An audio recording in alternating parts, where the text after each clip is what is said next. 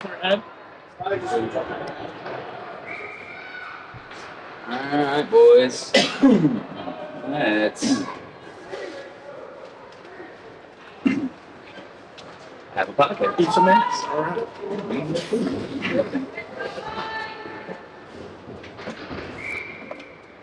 Alright, we'll get it. Or need to stay a bit closer to the mic. Probably. Around there, yeah.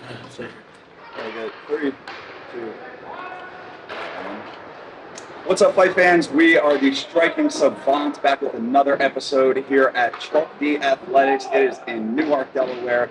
Our guy, Joe Stripling, Bazooka Joe Stripling, the owner. He's an active fighter. He's got multiple accolades. We can go on forever, and we're going to. I'm being joined by my co-host, Chase, the Weapon Walden. Another episode is about to go down. So, boys, what's going on? How's everything going? It is awesome with this hockey game going on in the background right now. Yeah. I want to address that first and foremost. If you guys hear any noise in the back, it's because we are in the world's most unique Muay Thai gym, which is located in the top right corner of an ice hockey rink. And there is currently some kind of championship game going on. And it sounds like somebody's winning and somebody's losing pretty bad. Yeah. Sorry. They came to the right place, because if you're going to get into a hockey fight, what better place to learn how to do it than right upstairs? Am I right, Joe? True, very true. But hockey's its own sport, man. I know. We're on the heels of, I guess we're coming off a Gut Check Championship Series. It went down last night. It was at the Greater Boys and Girls Club of Bear, Delaware. Bazooka Joe Stripling had a bunch of fighters on the card. We have another fighter from this gym on the card we're talking to in a little bit. But Gut Check, it went down. You had what, 3 fighters on the card, Joe? Yeah, 3 guys on the card last night. A debut and then 2 guys. Somebody scored. And then 2 guys with making their second fights. Awesome. How'd you feel about your guys? How did they perform? I know you're critical as a coach, but you obviously want the best. Critical is the way to say it. Let's just say they didn't perform to my standards, but they all did really well in their own aspects, and they did their own thing the right way. It's just I expect perfection every time, and it didn't really, in my opinion, happen until the last fight when the second and third round Dan Vaughn came out and started actually being technical and winning his fight the right way. It takes a little bit though, like still ring jitters up to 5 fights, I think. And then when you're amateur, like you can lose and not be worried about winning because you're there to learn. Because when you turn pro, that's when it matters. You know what I mean? You're 100% right on that, but I think amateurs have like a different set of jitters, up to 5 fights of jitters.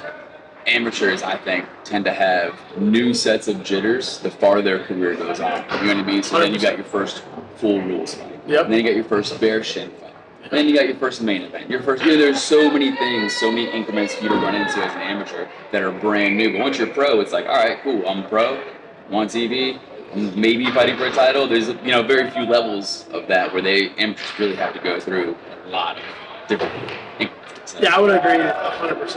And like even like when you turn pro, it's always your first and second fight jitters, and then it kind of just like goes away.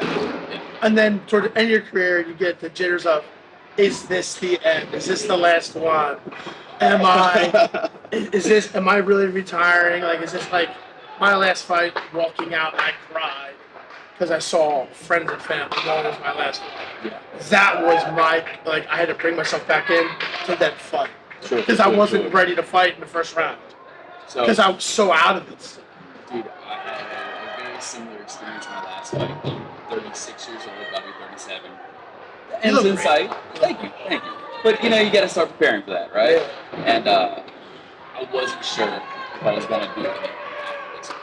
And I was freaking out over that specifically. And then they call my name, the curtain moves, and you know what's going to happen, but then you realize, oh shit, that's a TV camera. And I just remember going, yeah, we're not done yet, But it was like, just to get through that curtain was a really, really hard thing for me, because I was so scared of like, is this the last one? Yeah, 100%. Now, you guys both, obviously, being so far in your pro careers, illustrious careers at that, but both of you guys have the unique opportunities and experience of coaching young athletes.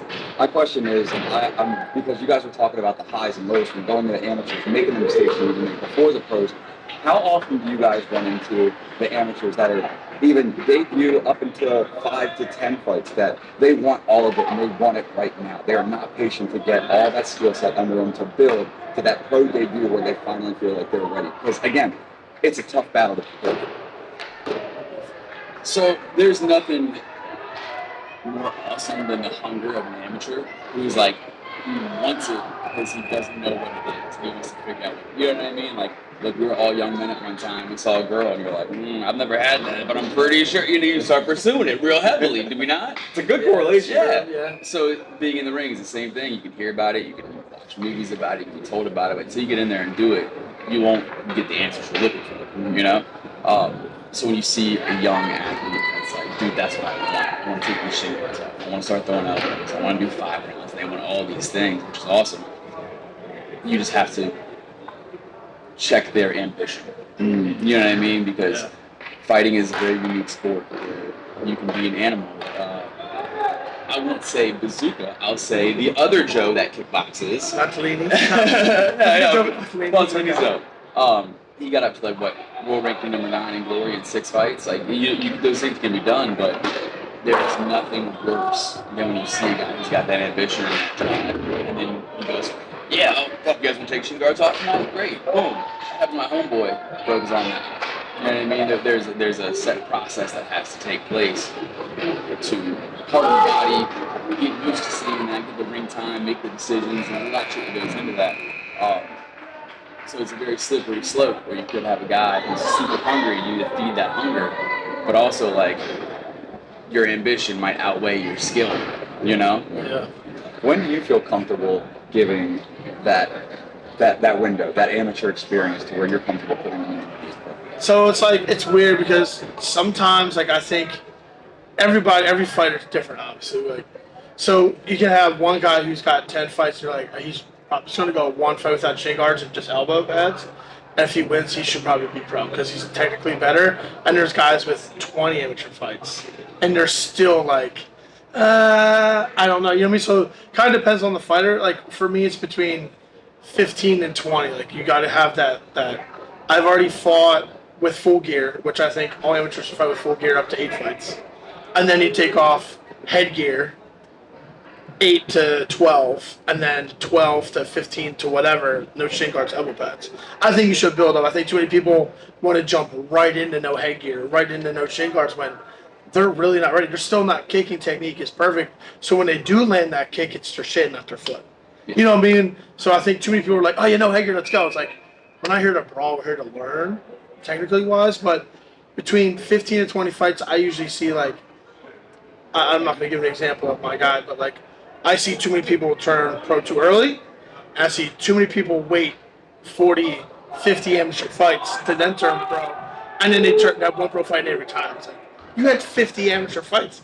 Why are you wasting your time and money when you could have at least gotten a few real good pro fights and been able to travel, not just pay as an amateur? Like, I don't know. So I'd venture out to say that as a coach, if your fighter hasn't seen everything he needs to see within 20 fights, you haven't been doing your job. 100%. You haven't gotten him the right fights. 100%. It's 20 is a decent amount. If you can't get the right ones, then you must have fought like 4 or 5 tournaments real fast. Yeah, I mean, in tournaments too, like, you'll see guys that fight tournaments, like, say you fight WK tournament, you can have 8 fights in one weekend. And then you do 2 divisions, now you have 16 fights. But what did you learn in those fights? Maybe they need to have 30 fights. Yeah. Because they're going out there and slobber knocking everybody and knocking them out. Like, you didn't really learn. But if you have a tournament here, then you do, like, here's how we do it at our gym. We do an interclub, 1 or 2 fights at interclub. Then we do smokers, 2 smokers. Then we do like a 1 fight at home just to get the jitters. And we do tournament. And once you do the tournament, then you go away. And then we go fight here close, like a tournament close. And then we do more fights. So this way, you've already got more experience by the time you actually fight at home and sell tickets, because that's a different jitter. We talked about that earlier. Absolutely. Right? So then you have experience, so that thing goes away. And then you get maybe 2 or 3 good fights at home, and then it's like, hey, you can either do this as a profession, or maybe it's not for you. Yeah. And I'm honest. Like, I'll tell my guys, like, hey, man, sorry, no, training off this isn't for you. You don't want it. You give me too many excuses. time to go. Well, You so know what I mean? specifically So- for Muay Thai, man, when we came up through the amateur ranks, no one even knew what this shit's pretty mainstream, which is cool. But like, you had to take what you can get, and because you had to take what you can get, you had to be ready at all times. Right. So their phone rang, or your coach said, "Hey," you had to say yes, because that was their only opportunity. If you don't know how long, these guys nowadays are fucking spoiled, and that's part of the growth of the sport. Yeah, dude, I can't even tell you, barnyard, fuck. I've been fighting long enough that my second fight was in Fredericksburg, Virginia, in the middle of nowhere, in a bar where you can still smoke inside. Yeah. So, Real cowboy shit. dude, Let's go. it was crazy. It went floor, ring canvas, my head, disco ball, like right there, Yeah. and then right about where the head area starts, haze, cigarette smoke. It was fucking awesome, right? Like what a memory. But like, you know, I've jumped down one kid's throat. Good guy, good fighter. Chases down fights internationally, like nobody I've ever seen. And hit me up. And he was like, "Hey man, this promotion wants me to sell tickets, to do this, and da da." And I said, "Well, no, I know my worth, and you're not doing that." And I went, "If you don't shut your fucking mouth right now, you arrogant little prick, you're an amateur getting the opportunity to make money by selling tickets. So when you go pro, you'll know the hustle. You'll already have this ball rolling. The wheels are fucking greased. And you dare come to me for advice about your misfortunate situation that you're being undervalued, you amateur?" Fucking lost it, dude. Like, that's the nice version. I was gonna say, is that the nice version or the rough one? That's the... But But, coach, I guess it would be. however, I will say, in case he ends up watching, to leave his name out of it, he's a really good guy. He did, like, go, fuck.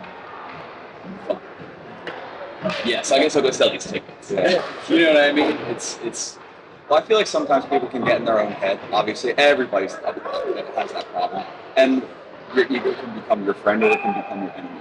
So then, once you start feeling yourself, oh, I'm taking this fight, and everybody's like going to be watching, they're going to get that little ego. But that's what a coach is for, is to check that thing. yeah. But I want to talk about a word that Joe just brought up. That as an announcer and in the media side of things, it's always viewed as taboo. And I want to hear you guys' aspect on it. The word smokers. Oh yeah, you guys know where I'm going. And the controversy begins. Exactly, because all the time I'll be doing my notes in the back. How many fights this person has? How many fights this person has? Well, they have this, and then they don't have that fight. They have this many and that many smokers. They're lying to you. That there's always some kind of controversy about smokers. Can you guys talk to me as coaches? Why is this such a frowned upon thing, or why is it such a beneficial thing? We need to finally put this thing to bed. I'll go first because I Please. So, smokers to me are beneficial and a problem. All right, smokers can be very good for if you go to get matched up with another gym. So, a smoker is you go to another gym and you have a 100% sparring match without elbows, with headgear, elbow pads, shin guards, big gloves, and no head kicks. No elbows, no knees to the head. You can clinch. It's pretty much a sparring session without getting hurt in another gym. Okay? So for me, smokers are good because it helps my guys that get like another person they have never sparred with at 100%. The problem with smokers is guys just go ape shit and try and knock each other out for no reason when it's supposed to make you grow. So like an inner club would be like, me here with 3 of my other sister schools under our trainer, and we spar each other.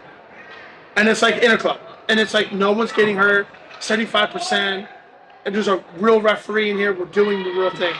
Then you go to smoker to another gym, like, say we go to Level Up from Jason Farrell's gym. Shout out to Jason, he's awesome. Yeah, he's the man. And he actually has a great way to do smokers where he's got a real referee, he's got timekeepers, he's got commentators. It makes you feel like the real thing. And then you fight someone who's matched up evenly against you. But you have to put that on your record if you have a smoker now, because it's considered a real fight. But you're not getting kicked in the head, you're not getting elbowed in the head, you're not getting knee in the head. So you're kind of taking it away. So that's where I'm saying like it's a good thing and bad thing.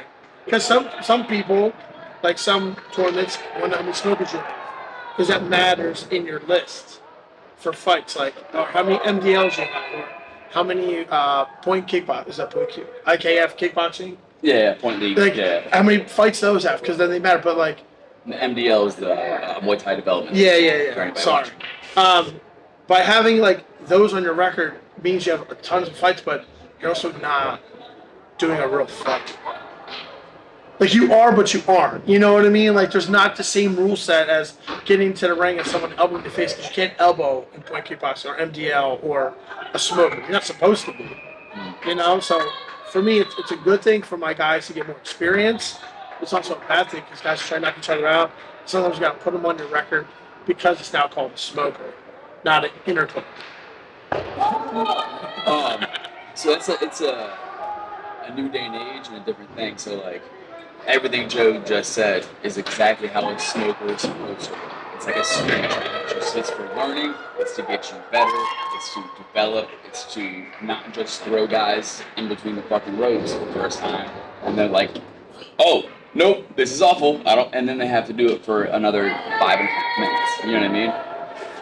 However, I had my first amateur fight in 2005, and when I was an amateur, I knocked out at least 3 dudes at smokers. So, but back in the day, smokers were different. They were non-sanctioned fights, practice fights, and like with winners and losers. Nowadays, they raise both hands to encourage the learning aspect. Back in the day, it was, hey, we have a fight event at night, so at 12 o'clock in the daytime, we're going to have 8 to 10 guys who have never fought before and see if test the waters, right? And that was it. So it was like, okay, we'll go fight this guy. Cool. Very first fight was a smoker, and I knocked that dude out. You think I'm not counting that on my fucking record? Not my first fight, knocked out by spinning back kick. You think that's not going on my fucking record? You got your goddamn mind, you know? So on the same token, those kinds of exhibitions back in the day, they weren't development based. They were fight based. Yeah, they were fight based. So you can't say, hey, we're going to go in here and just practice, and that guy's under the impression that we're fighting. You have to fight. You know what I mean? There's no timeout. There's no peel it back. You're now in harm's way. You have to fight. So if you do really well and you end up beating the shit out of somebody and have a great performance, like one of my best turnaround performances ever was in a smoke. It's the first time I got hit like a man, right? And I was like, I'm like a 6-fight win streak. I'm fucking hot shit. You gotta get checked, right? So I fucking go do this smoker up at Northern DC at Brooks Miller's gym back in like 2006, 2007. And me, I'm this tough guy, right? And it was like the first fight where I had like, the name, the weapon, so everything I was just arrogant as fuck. And that dude laid hands on me. I'll pull I got the video somewhere. It's on mini DV on a fucking cassette. That's how old it is, right? Arms flailing, falling back in the corner. Just bad, right? Second round, I come back and start fighting a little bit more. Pick up the pace and turn the ties a little bit. Third round, come back, knock him out, to your face. Like, huge turnaround performance because, like, the referee should have called the fight. He told me he didn't. He's actually now currently my manager because he just wanted to see somebody get knocked out. But he still got what he wanted. I was like, dude, but this is so old school. Win for everybody. How referees have changed. It was super, super old school. You know what I mean? Like, it was just the attitude. You know what I mean? It was just what it was. I can't tell you how many times I went to a fucking gym on a Friday night and like, hey, who's 155? You're 160? Alright. That's 3-4 times a night, dude. Like, if I caught one of my guys doing that, I would beat the shit out. Right. I would drag them by the fucking ears across the gym. But like, we kind of knew better, but we also didn't care. Yeah. And no one gave a shit enough. Like, I remember telling my coach at the time, I was like, yeah, I'm going to go to that thing over at, what's it called? And he was like, okay. Didn't want to come coach me, didn't send anybody to go coach me. He goes, let me know how it goes. And I fought like 2-3 dudes in a night. And I was like, yeah, I beat them all. Sweet. So obviously there's been vast changes in the combat sports world over the couple of years. But I'm actually going somewhere with that because I feel like nowadays with social media and everybody being their own superstar, everybody can also do their own thing. Everybody's fights are on YouTube. Everybody posts their training videos on YouTube. Everybody is a fighter nowadays, whereas back in the day, like you said, you walk into a gym, who's about my weight? Fighters fought back in the day. What are some of the biggest changes you guys have seen over the years for the positive and for the negative? Because again, I see a lot of people nowadays in the amateurs not taking fights because it's not a smart fight. When the amateurs are where you're supposed to learn. Now again, I'm not going to criticize anybody because I'm not a fighter myself. I had one fight which I got TKO'd in the second round. Moving forward, some of your best. Right past that. Moving forward, some of the best and some of the worst changes you've seen in your careers. All right, so I'll do something funny. So my YouTube for 6 years was losses on purpose. All my MMA fights are losses, so they would study my losses. Yep. And never none of my wins for 6 or 7 years. That's intelligent. And then I fought Cowboy for Muay Thai, and they posted it, and I had a cargo kick. That went viral. My guy was like, "Hey, we kind of have to put each other shit out there now. Like, it is what it is at this point." So if you look, like, I have fights from 2012 that are on after the Cowboy knockout, and you're like, "Why is this on YouTube now?" It's because we waited so long to do that on purpose. I also realize now that social media is hurting the sport. It's helping it by growing the sport, but people are now looking at other people's social media like, "Oh, he's been training this long, he's been doing this. I don't want this fight," which really sucks for a lot of amateurs, even pros, which I think are super dumb. Stop fighting cupcakes in this fight. Be a fighter. That right there, I'm gonna interrupt you. That's a huge thing? Is that like fighters looking each other up, doing their due diligence, doing their homework, and then going, "Well, no, I don't want to fight that guy." First and foremost, you don't get the choice, motherfucker. I'm your coach. You're gonna fight who I tell you to fight, right? But on that same token, these guys that are saying, "No, I don't want to fight this dude for X amount of reasons." Well, what if you were at a tournament and that was your next draw? Was that guy? You have to do it. You know what I mean? You're just gonna pull out. Yeah, people do all the time, Jason. That's why I you love- see that. You actually see I that. actually love tournaments. Like back in the day, like the pod days and all. Like back when they used to have tournaments, and you can see who's going to be the best of the best. And I mean, you can't pull, and you can pull out. But most times, whoever you were slotted to fight next, you're going to fight. Period. It's things have changed. Like, we ref at WK, and we've seen, oh man, this next matchup's going to be a killer. That should have been finals, and it's only quarterfinals. And then one guy's like, "Oh, I hurt my wrist, I can't fight." And you're like, "What in the? Just fight him, just kick." You know what I mean? Like, for me, if my guys ever pull out, it's got to be something serious or an illness to where they cannot. Like, if we take a fight, we're gonna go to that fight. But I can't tell you how many times I've been in the ring, we're calling the dude's name, and the coach is like, "Oh yeah, he had to leave." And you're like, "Why didn't you call him?" Whatever, and then realize that they were supposed to be matched up multiple times. Other organizations never happened in there in the tournament together, same bracket, and one guy just doesn't want to do it. And you're like, "Dude, it happens all the time." Were they wishing upon a star that person might lose so they won't have to face that person? Yeah, like, yep. Is that what Yes, or we'll meet them in finals. So if I do lose, it's okay. I at least It's get a finals silver. fight, yeah. Right. Dude, you have no idea how much it happens. And there's also coaches out there, I'm not going to call names out, that do it for their fighters. That's wild. So there's a fine line. It's a fine line. So like I've done it before. So when I won Worlds in 2014 as an amateur, I signed up for 2 brackets: Full Rules Muay Thai, which is my one true love, and then Glory Rules, which is dope, but like I'm a Muay Thai fighter. So my Glory division had 8 to 10 other dudes in it. One of those guys being my teammate. And my Full Rules division had 1 guy in it. I didn't go to Italy for fucking experience. I went to Italy for gold. Right? So I immediately drop out of the fucking Glory Rules, fight this one dude, come home a world champion. Because that was the goal to go, right? But if you're at the point where you're fighting for a world title, it's now time to be tactful. Right? If you're a random fighter who thinks they want to be somebody and you got 4 fights, you go and you fight. Did your teammate win that tournament? Yeah, Omari Boyd. So there you go. Yeah, so, I mean, So that works. You yeah, know what I mean? Like, absolutely. and that was a good reason, like, not to have two USA people go against each other, and you saw that, and you won in Deco and Muay Thai, which is your event. I personally think doing Glory and Muay Thai in a tournament is ridiculous. Yeah. You should choose Muay Thai or Glory. Focus on it. Because people come to Muay Thai rules and they jump around, dance around, throw leg kicks and power and shots, and they do elbows on and knees on once. You just beat him with everything he just did. Like that knee and elbow win in Muay Thai. And they're like, I should have won the fight landing. But your strikes were nothing compared to the Muay Thai strikes. And they're like, this is bullshit. I'm like, well then just stay in the border. So I had that happen. There was a finals fight, and the fighter will remain nameless because he's very talented, right? I respect him, but he's a traditional 5-round Muay Thai fighter, right? And he's good. He's good at it. But he lost a Glory Rules match for finals, and he was like, "Oh, I thought this was Muay Thai," and I went, "No, you're very, very wrong about that. Did you check the division? Like, you can't do what you just did. You can't race Formula One in NASCAR."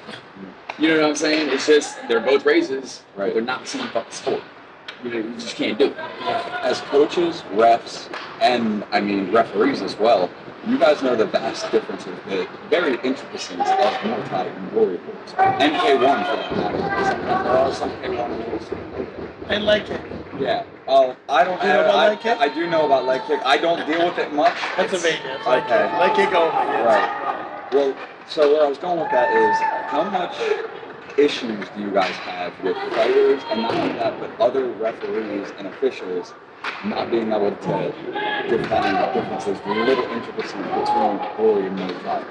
Well, then you go first because I have some other stuff. I want to bring it I know up. you're I not want to gonna- bring this up. All right, here we go. I got a winning question. Let's go. This is a good one. This is a good one. So, as a referee, it is my job. He fixed his hat. Yeah, I gotta, trying to make sure I say the right things here. As a referee, it is our job to enforce the rules as given to us by the sanctioning body, regardless of anybody else's opinion. Now, those rules can change from country to country, state to state, athletic commission to athletic commission, right? So there is a million variables about what is legal and what is illegal.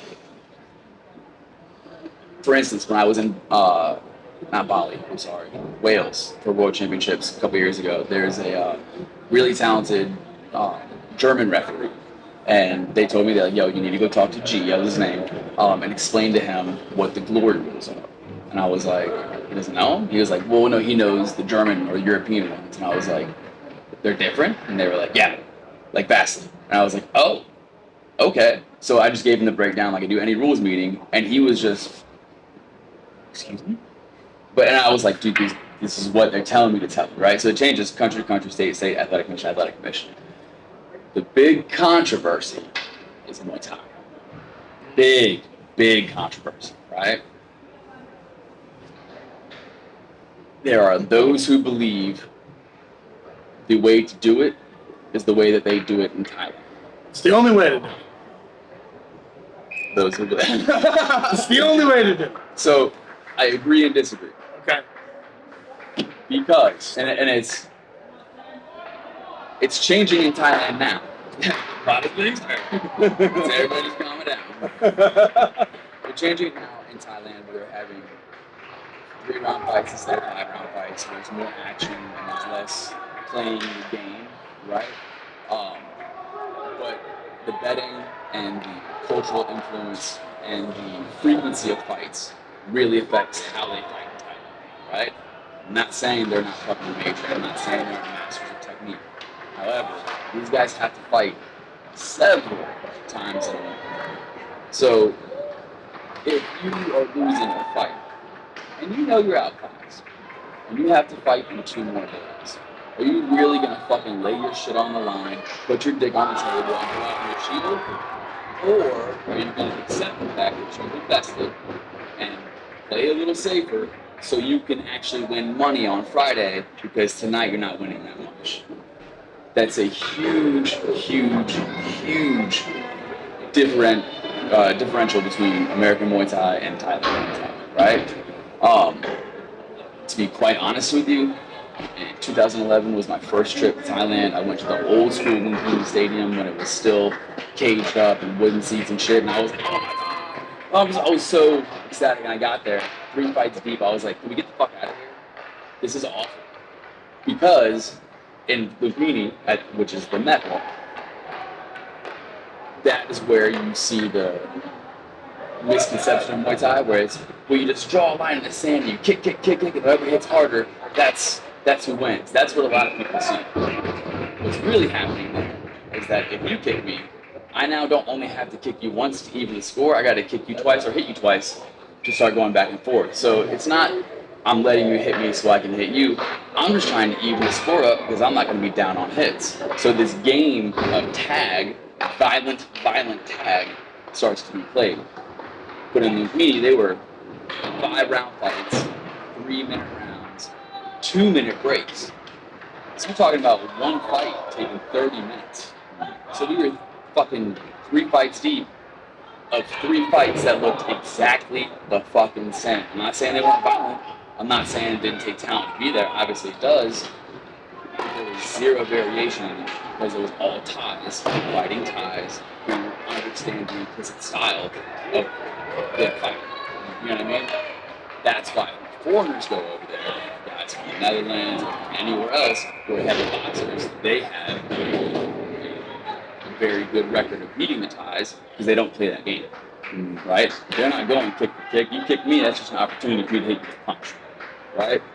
So, for me personally, after I kind of witnessed that and kind of saw how the rest of the world was catching up, I kind of started changing my beliefs a little bit. However, I'm in love with Muay Thai because it is the ultimate chess match. And you see it, and like I hear Joe say it, I know what he says, what he's saying when he says it, because I don't give a fuck about winning and losing. I want to have beautiful Muay Thai. And I love it. Because real Muay Thai is besting, outclassing, outwitting, and outlasting your opponent. Right? The physical hardness of me being able to go, I'm tougher than you, should be the last fucking factor of my performance. Does that make sense? So that's for me when I think of true Muay Thai, right? Or like Muay Thai in its purest form. That's what it is. I'm gonna make you flinch, I'm gonna make you fucking make a mistake so I can capitalize on it. I'm gonna make you miss, and then I'm gonna embarrass you so everyone here, not just you, everyone in the room understands you have no fucking business being in this room. That's what Muay Thai is to me, right? Yes, you need to be physically tough. It's fucking Muay Thai, bro. You gotta be tough. Again, chess, checkers, right? Where the real thinkers play. Okay. All right. I'll take all that. So I had the exact opposite of Chase. I went to Roger Durham, and I've only seen entertainment shows. So entertainment shows are 3 rounds. The reason why they put entertainment shows in is because it makes more money for foreigners to come over and watch. And then more foreigners are coming over to fight Thailand because the entertainment shows 3 rounds. Scoring is different. So you have guys from Iran and Azerbaijan and all these places who are really good boxers, and they're just learning the Thai way to kick and Thai way to knee and elbow, and they're just beating up with boxing and then smashing with a hard elbow at the end of the like combinations or a hard knee, and like they're learning how to clinch well, so they're beating the Thais. And also foreigners can cut weight better than the Thais. We have more science, and the Thais are still stuck in their ways. Now, when I went to Roger Durham, round 1 it's super slow. And you're like, okay. And then 2, 3, 4, super fast. And it's all about the betting. Like, how this guy's a 2-1 underdog, and now it's even after round 3. And then he jumps up 2-1, and now round 5, he's winning by all the bettors. So he does nothing. It's dancing time. We call it dancing time. They just jump around. They'll do one kick here, one teep there. To me, you just beat that guy at his own game, and he was a favorite. And because of the bettors influenced how much money you're going to make, he fought harder than the guy who was supposed to win. So that's how I think it should be done. Like, that's awesome. I love that. Now, scoring wise, it should always be clinch, sweeps, then elbows, then knees, then kicks, then boxing. In that order. So boxing barely scores. And if you hit me with 3 punches and I smash a body kick and you move, I just beat you with 3 punches with my kick. If you kick me and I knee you and I move you from your kick, my knee beats you. But if I knee you and you elbow me and I fall backwards, that elbow should beat that knee. And if I out clinch you and just murder you in a clinch, you should win that round. That's how I think it should be done. And I wish everyone was on the same page. But now with all the sanctioning bodies, like, it's hard to get everyone on the same page. Like, I really wish that, like, I really wish WBC, WKA, IK, IKF, USKA, ISKA. What else we got?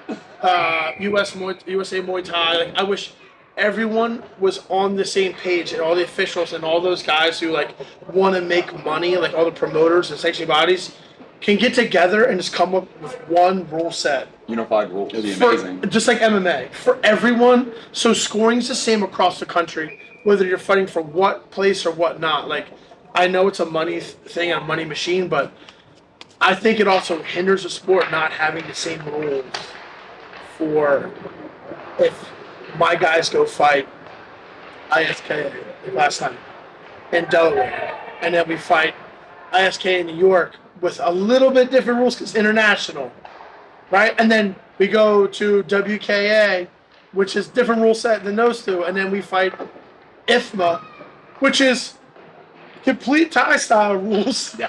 You know what I mean? Like, I just wish everyone was on the same page. I don't know how we can get this to happen. I'll be the mediator. I don't care. I just want. At this very desk. I would. By the time I'm done Muay Thai, as a referee, I always try to make sure that everyone is as safe as possible, doing the correct things in a manner of throwing good Muay Thai. Right? Like, everyone's doing beautiful Muay Thai and they're in a safe environment.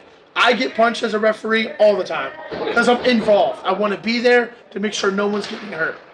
So when I'm done Muay Thai, I would like everyone in my area of Delaware to be under one way of Muay Thai. And I would like other places to start doing the same thing.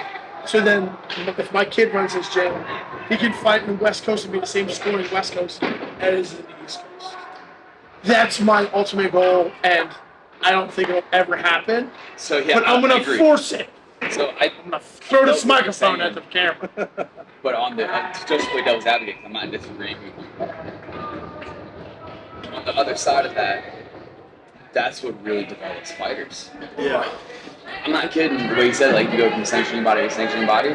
But if you've never been to a world tournament, you got to go ring to ring, bro. Because where's your referee from? What are they looking for? What are the judges?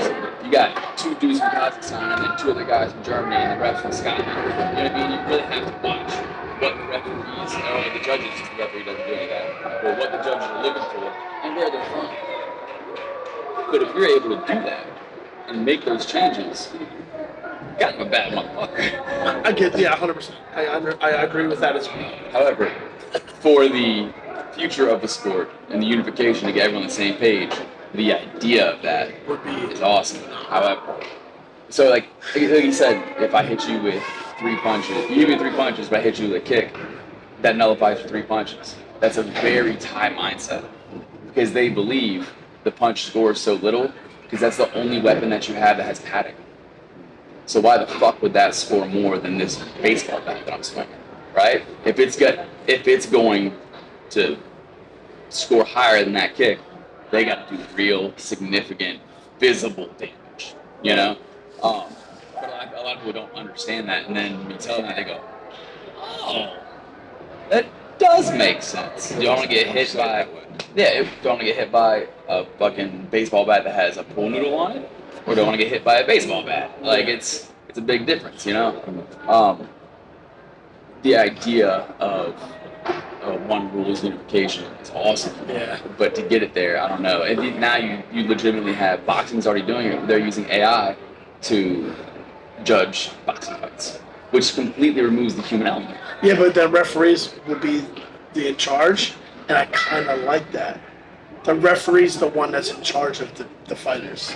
Not the fighters don't have to worry about the judging because you know it's 3 computers. I was like, bro, the ref's always in charge. No, but like, I understand now. like, as a human aspect, Yeah. it's just a human referee and 2 human fighters, not 2 AI fighters and a human referee, which will probably happen one day. We're living in the future because we have to say human fighter. We have to clarify. But having 3 computers Check the box, judge you're not a robot. by doing compu strikes and the things like that, and with the algorithm of programs, like that could make better for the future. But it does take jobs away from us. It does. Which it absolutely sucks, does. But that's we're fucked. Yeah. I'm not going to go into That's that. a whole separate That's podcast. not this podcast at all. I guess we'll start closing it down because we got to get to our next guest in No! a couple of minutes. Fair enough. But like you said, man, you have goals for Muay Thai, and I mean, I can speak for this because I'm from the state of Delaware, so I get to see a lot of the combat sports around the tri-state area. When it comes to Muay Thai in Delaware, Bazooka Joe Stripling and Thanks. Chalk the Athletics is it. Well, we're the only gym. That's when I mean, there's other programs that Yeah. teach Muay Thai in MMA, in striking, as far as that goes. But Muay Thai in Delaware is Chalk the Athletics, is Bazooka Joe Stripling. So we're going to be talking with Mikey Beefcake in a couple minutes. So I want to close it down with you. What are some upcoming goals for you, for Chalk the Athletics, for Mikey? Hit us. So the gym is we finally finished our gym. We have our first MMA program now. So we're a striking heavy MMA program with wrestling. We have a jiu-jitsu coach who's a really good state champion wrestler and a black belt in jiu-jitsu. So that's cool. We just started that, but our focus is always going to be Muay Thai. Like that's our thing. So there's some guys coming. We're going to Thailand in a month, just to like go say hi to our Siatong family and just be there and support them. And it's hard in Thailand even after COVID. Like they're not making a lot of money still. Still, some foreigners aren't going to the small gyms. Now they're going to the big gyms or they're going to vacation spots like Phuket. They're not going to the little small rural gyms that fighters used to go to because that's where the real training was. So we're gonna go see them, and then I think after that, at the end of the year, a lot of things are gonna be like reassessed. Mikey, he's my first pro fighter. Obviously, I had Lisa Lynn, but Mikey's homegrown with me the entire time. Never trained anywhere else. He's 2-0. He's gonna fight again, hopefully soon. Fingers crossed. And then he's gonna come back from Thailand and fight, and then maybe fight in December, and then he's gonna fight for the Freedom US title in January versus a West Coast kid, so East Coast versus West Coast thing. And then once he does that, it's really up to him what he wants to do. Like, I want him to take over this gym one day and be the fat old boss that just drinks whiskey and holds pads. But he's still really young. He's only 22, he'll be 23 in the week. And I think he still has a solid, probably 15 years of fighting in him if he wants to. So maybe I'll be the fat old guy when I'm 60, because that's by the time he'll want to retire and just be a coach. So we'll see, man. I'm just excited to be here. I'm excited for you guys to let me be on this podcast. And it's kind of surreal that knowing you when you were fighting and training at Jax to now where you are as an amazing commentator, and then meeting Chase at tournaments and stuff as like a coach, and then seeing him referee, and now we're buddies. Yeah. I think we're buddies. I like to hope so. It's cool to see the growth of everyone, and like we're all, like, even though we're from Delaware, like you're from Virginia, right? So now we're branching states, and then we have people all across the country that are our friends that we can sit down and have a podcast with or talk to, and have the same things to talk about. Like that's super cool, and it's Muay Thai. Well, That makes fighting me so divides us, happy. but Muay Thai unites us. You know Damn, what that I'm was saying? sick. That was sick. And I'm that in on was Chase the Weapon Walden, ladies and gentlemen. We are with our guest, Bazooka Joe Stripling. I am your co-host, Adam Christ, and this has been another edition of Striking Savants Podcast.